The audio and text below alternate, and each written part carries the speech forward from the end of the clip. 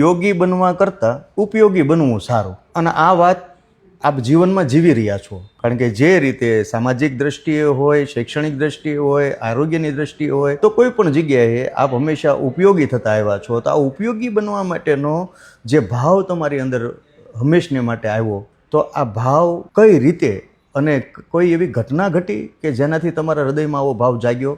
સંસારમાં યોગીની જરૂર છે અને ઉપયોગીની જરૂર છે એવું સમજુ છું.